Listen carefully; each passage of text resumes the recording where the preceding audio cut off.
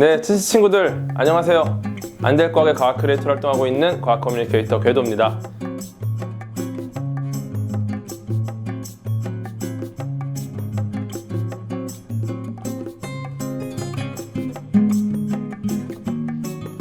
네, 여러분 책 좋아하시죠? 제가 여러분들께 정말 읽어볼 만한 좋은 책을 소개해드리고자 이렇게 나왔습니다.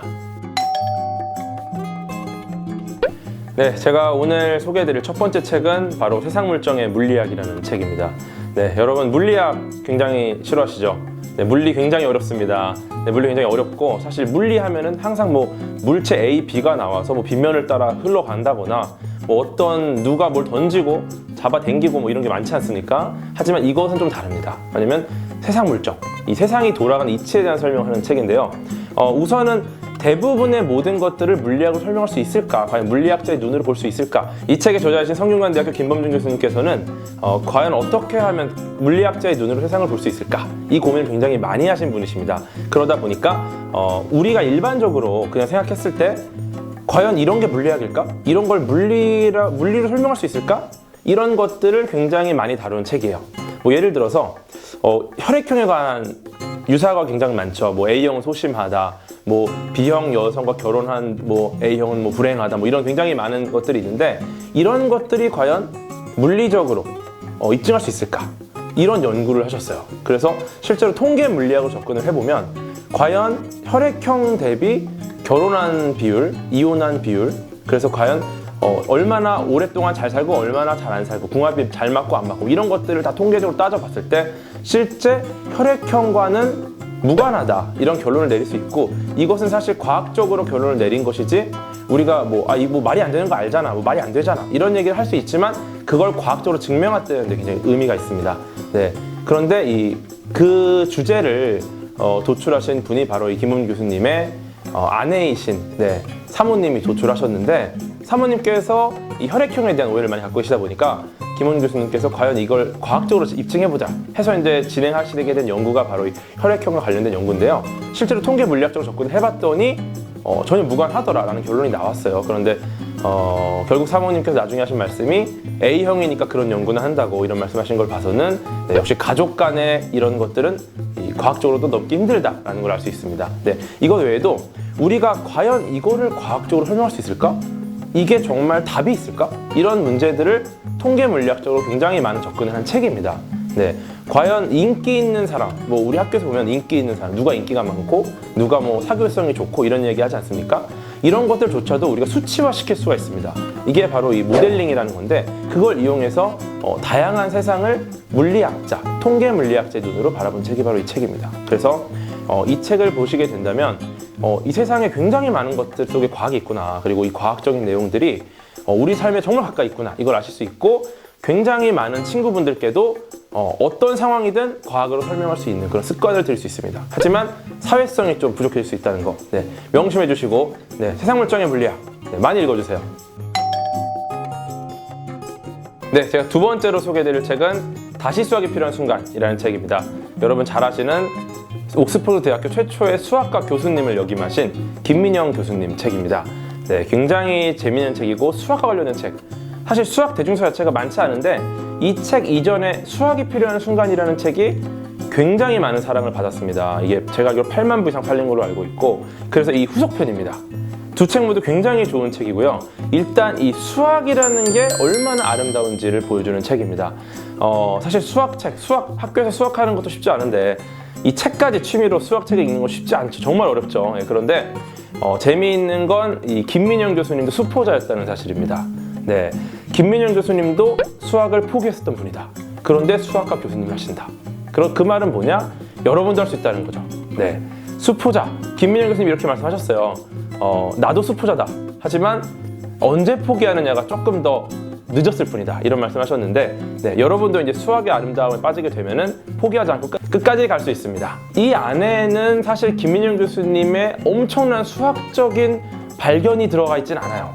사실은 김민영 교수님께서 굉장히 오래된 난제, 대수기하기 굉장히 어려운 난제를 위상수학으로 풀어내셨습니다. 그걸로 굉장히 유명해졌는데 그런 어려운 난제를 풀어낸 것을 요 안에 담은 게 아니라 이 안에는 정말 수학이 과연 무엇인가, 수학에서 어떻게 질문하는가, 질문의 방법은 무엇인가? 그리고 과연 수학적으로 질문하는 게 가능한가? 질문하는 게 맞나? 그리고 그 질문으로 이걸 해결할 수 있는가? 그런 굉장히 본질적인 이야기를 하고 계세요. 그리고 이 안에 사실 수식이나 도형들이 들어가 있습니다. 그 부분을 빼면 더 재밌겠지만 그 부분이 들어가 있음으로써 보다 깊이 있는 이해를 할 수 있게 도와줍니다. 네. 그 일단 잘 읽히는 책이에요. 그러다 보니까 아마 읽어보시면 다른 수학책과 좀 다를 것이다. 네. 학교에서 배우는 수학책보다는 훨씬 재미있을 거라고 믿고, 그럼에도 불구하고 이걸 읽음으로써 네, 학교에서 배우는 수학이 더 재미있어질 수 있는 기회가 될 거라고 믿습니다. 네, 제가 세 번째로 소개해드릴 책은 남극점에서 본 우주라는 책입니다. 네, 우주, 천문학과 관련된 책이고요. 이 책의 저자분들이 굉장히 재밌는 만남이 있었습니다.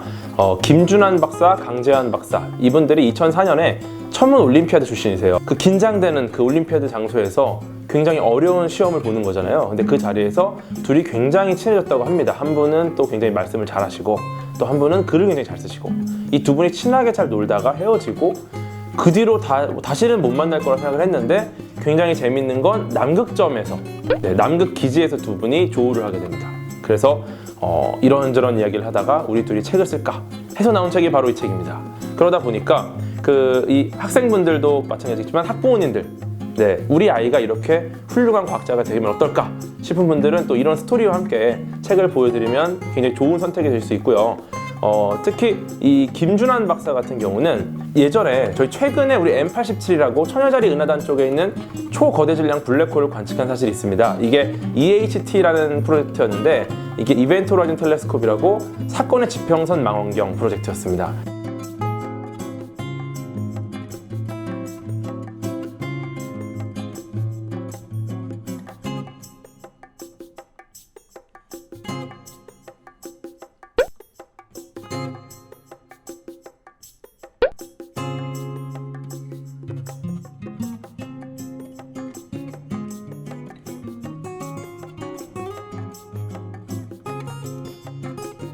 지구에 있는 여러 대의 전파 망원경을 연결해서 한 대의 커다란 전파 망원경 효과를 내면서 이걸 통해서 굉장히 멀리 있는 아주 거대한 질량의 블랙홀을 관측한 거죠.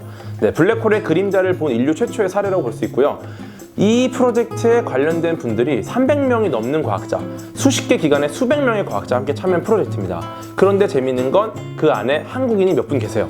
그리고 그 중에 한 분이 바로 이 김준환 박사라는 거. 네, 남극에서 전파망경을 설치하셨고, 이걸 통해서 이 EHT 프로젝트에 참여를 하셨고, 그래서 브레이크스루 상을 함께 받으셨습니다. 그래서 인류 최초로 블랙홀의 그림자를 관측한 과학자 중에 한 분이 있다. 그리고 또 한 분은 우주 배경 복사라고 빅뱅 이후 초기 우주부터 지금까지 오는 과정에서 우주 전체에 퍼져 있는 복사 에너지, 아주 미세한 에너지가 있습니다.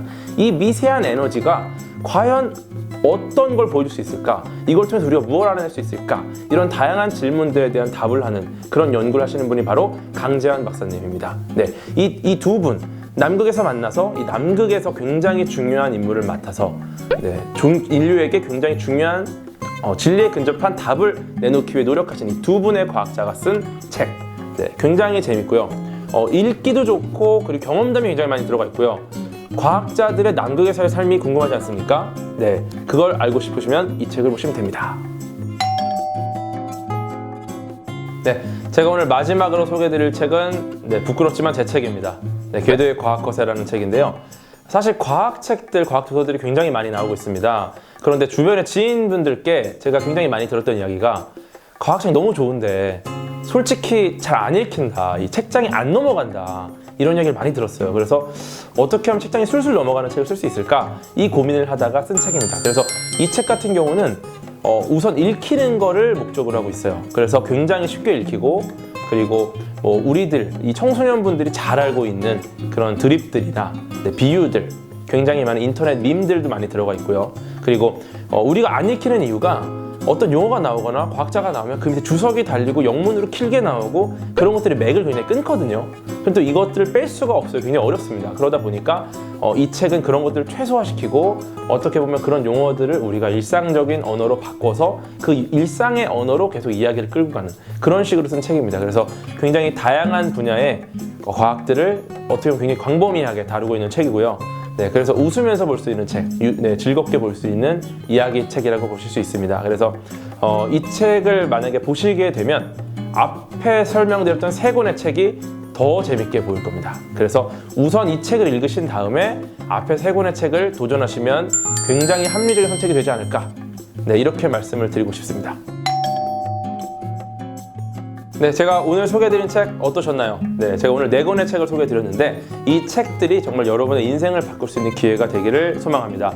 영국인들이 가장 사랑하는 실험 물리학자 중에 페러데이라는 과학자가 있습니다. 이분 같은 경우는 어린 시절에 복사실에서 복사를 도와주는 복사 재본공으로 일을 하셨어요. 그러다 보니까 읽고 쓰기도 못할 정도로 굉장히 교육을 못 받은 분이셨습니다. 그런데 이분이 과학자가 된 계기가 바로 재본소에 재본을 맡겨놓고 찾아가지 않은 과학 도서들, 이것들을 한 권씩 읽다 보니까 어느새 과학의 매력에 빠져들고 결국 영국인들이 가장 사랑하는 실험 물리학자가 될 수 있었죠.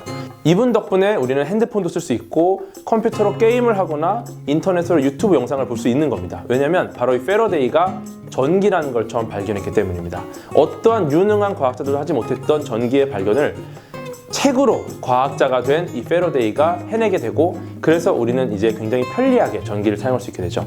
여러분도 인류의 역사를 바꿀 수 있을 만한 엄청난 발견을 할 수 있습니다. 하지만 반드시 많은 책을 읽어야 그게 가능할 거라고 저는 믿습니다. 네, 오늘부터 한 권씩 도전해보는 건 어떨까요? 화이팅입니다.